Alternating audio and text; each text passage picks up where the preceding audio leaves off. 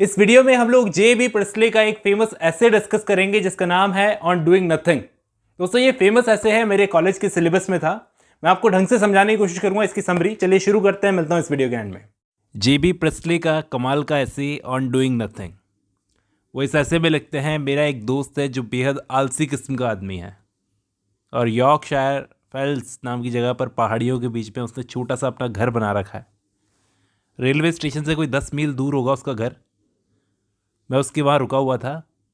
किस्मत की बात यह थी कि उस दिन मौसम अच्छा गर्म था, तो हम दोनों चलते चलते समंदर तल से सी लेवल से 2000 फीट की ऊंचाई पर जाकर एक बंजर बीहड़ एरिया में उस दोपहर आराम फरमा रहे थे। कुछ नहीं कर रहे थे, कुछ भी नहीं। वो इस आराम परस्ती की ज़िंदगी की वकालत करते हुए कहते हैं, किसी बीहड़ या बंजर जगह पर जाकर बैठने का बेनिफिट ये होता है कि आपके आसपास कोई ऐसी चीज़ नहीं होती जो आपको उकसाए या भड़काए। यहाँ तक कि आपके आसपास कोई ऐसा साउंड भी नहीं होता, ऐसा कलर भी नहीं होता।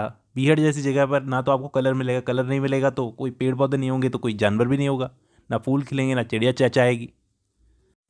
सिर्फ ऊपर खुला आसमान और आगे बढ़ते हुए धीरे धीरे बादल दिखाई देते हैं। बस उन्हें देखते रहो, इतना काफ़ी होता है एक आलसी आदमी के लिए। हमारे घरों में जितने बड़े कारपेट होते हैं ना, उतनी बड़ी यहाँ पर बीहड़ इलाकों की घास होती है, जिन जगहों पर जाकर आप लेट सकते हो। आपको आकर्षित करती है, अट्रैक्ट करती है कि आकर आराम फरमाओ हमारे ऊपर।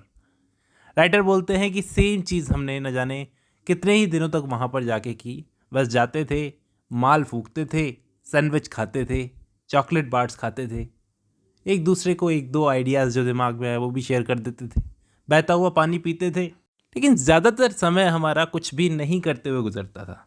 आप सोचो, जब दो लोग, खास करके दो मेल फ्रेंड्स हों, उन दोनों में कोई प्लान भी नहीं बन रहा। आमतौर पर जब दो दोस्त आपस में मिलते हैं तो शेख ही बगाड़ते हैं, वो भी नहीं किया हमने। हाँ, हमारे दूर के दोस्त जो होंगे वो ज़रूर ऐसी बातें कर रहे होंगे, लेकिन हमारे दिमाग तो यहाँ पर खाली पड़े हैं, बस आराम कर रहे हैं कुछ ना करके। हम जब वापस आए नीचे इस दुनिया में, जहाँ पर दुनिया कुछ ना कुछ कर रही है, तो मिस्टर गॉर्डन सेल्फ्रिज नाम का एक आदमी था जिसने पीछे से हमें क्रिटिसाइज़ करना शुरू कर दिया कि हम लोग बस अपना टाइम ख़राब करते हैं। मुझे नहीं पता उस आदमी ने कहाँ हमें क्रिटिसाइज़ किया, कौन लोग थे उसे सुनने वाले।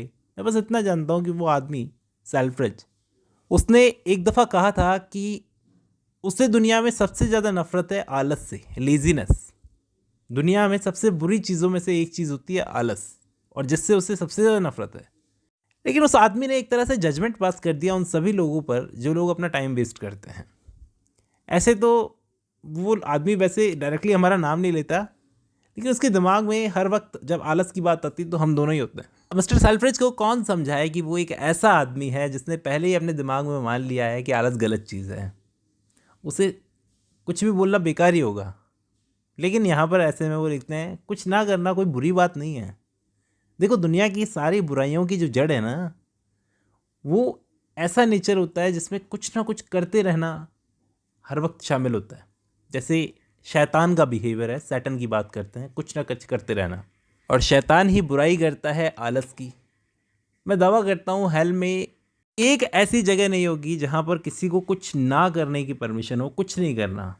इसलिए आज दुनिया में जो भी बुराइयाँ हैं उन सब की जड़, यानी लोग मर रहे हैं, लड़ रहे हैं आपस में, कुछ ना कुछ करने का नेचर है। देखो, आज दुनिया जिस सिचुएशन में है उस सिचुएशन में आलस तो नहीं लाया दुनिया को, ये कुछ ना कुछ करने का नेचर ही है जो लेकर आया है। बात में लॉजिक तो है अगर आप ढंग से समझो तो। जे बी प्रिस्टले बोलते हैं कि इस दुनिया में आज से पहले जो आज मॉडर्न समाज है ना, इतने बिजी लोग पहले कभी नहीं रहे जितना आज हैं। अब ये सारी बातें जाके जो भी इन्होंने आर्ग्यूमेंट्स दिए सारे वर्ल्ड वॉर फर्स्ट से कनेक्ट करेंगे, वर्ल्ड वॉर सेकंड से कनेक्ट करेंगे। बोलते हैं जैसे जुलाई 1914, वो दोपहर कितनी खूबसूरत दोपहर थी, कितना सुहाना मौसम था। सबको आराम करना चाहिए था ना उस दिन, चाहे राजा हो, स्टेट्समैन हो, जनरल हो, सब आपस में लड़ रहे थे। लड़ क्यों रहे थे? क्योंकि उस दिन इन लोगों के दिमाग में आया चलो कुछ करते हैं, इसलिए वर्ल्ड वॉर शुरू हुआ। आप सोचो 4 साल तक अगर ये लोग आराम से बैठकर माल फूकते, दोपहर सीखते, मतलब उस दोपहर जब ये इन्होंने लड़ाई की शुरुआत की उस दिन ये माल फूकते, दोपहर धूप में बैठकर सेक रहे होते खुद की बॉडी को, तो हज़ारों जाने जाती क्या? नहीं। अब इसी कुछ ना कुछ करने की आदत की वजह से हमारे ऑफिशियल्स ने वर्साई की ट्रीटी की। वर्साई की संधि के बारे में आपको पता होगा। अगर उस दिन भी ये लोग छुट्टी ले लेते, किसी पहाड़ी पर जाकर लेट जाते, औंधे, तो क्या दूसरा वर्ल्ड वॉर होता? नहीं, ये हर वक्त हसल करने की आदत की वजह से हुआ है जो कुछ भी हुआ है। आप सोचो, अगर ये लोग लेजी होते तो क्या होता? इवन आज भी यूरोप में आधे से ज़्यादा पॉलिटिशियंस, जेबी प्रेस्ली बोलते हैं कि आधे से ज़्यादा पॉलिटिशियंस अगर इस बात को मानना छोड़ दें कि लेजीनेस, आराम परस्ती की ज़िंदगी कोई क्राइम नहीं है, थोड़े टाइम चले जाए घूमने के लिए ऑन डूइंग नथिंग, तो यूरोप को इस चीज़ का मैं दावा करता हूँ बहुत फ़ायदा होगा। ऐसे ही ये धार्मिक सम्मेलन करने वाले लोग अगर लड़कियों की छोटी स्कर्ट्स पर कमेंट करने की बजाय ताकि धूप सेकें, आराम फरमाएं, तो हो सकता है उनकी मेंटल हेल्थ में कुछ सुधार हो। जैसे अमेरिका जैसा देश है, बहुत प्रॉस्परस कंट्री है, कुछ ना कुछ करते रहने की आदत की वजह से, इसी कुछ ना कुछ करने की आदत की वजह से सबसे समृद्ध देश है पूरी दुनिया का, नो डाउट। लेकिन ये बात भी सच है कि ज़्यादातर अमेरिकन राइटर्स ये कुछ ना करने की तारीफ़ करते हैं, आलस की तारीफ़ करते हैं अपने वर्क्स में। जैसे यहाँ पर वो दो नाम लेते हैं, एक तो हेनरी डेविड थॉरो और दूसरे वॉल्ट विटमैन। लेकिन दोस्तों जेबी प्रेस्ली एक चीज़ और बोलते हैं यहाँ पर बीच में कि ये सब करने के लिए इंसान के पास रिजर्व्स भी बहुत चाहिए, यानी पैसा तो होना चाहिए खर्च करने के लिए। अगर आप विलियम वर्ड्सवर्थ का नाम लो, यहाँ पर विलियम वर्ड्सवर्थ की बात करते हैं कि विलियम वर्ड्सवर्थ वो बंदा था जो जानता था कि कुछ ना करना क्या होता है।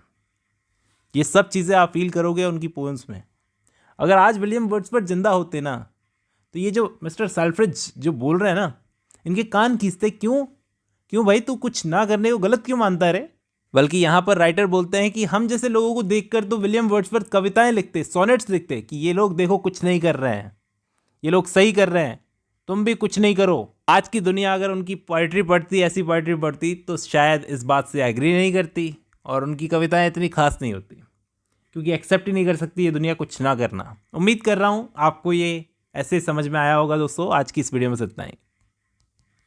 अब जब आपने ये वीडियो खत्म कर लिया तो मैं उम्मीद करता हूँ इस ऐसे का मेन आइडिया आपको समझ में आ गया है। दोस्तों चलिए आज की इस वीडियो में इतना ही, मिलता हूँ नेक्स्ट वीडियो में।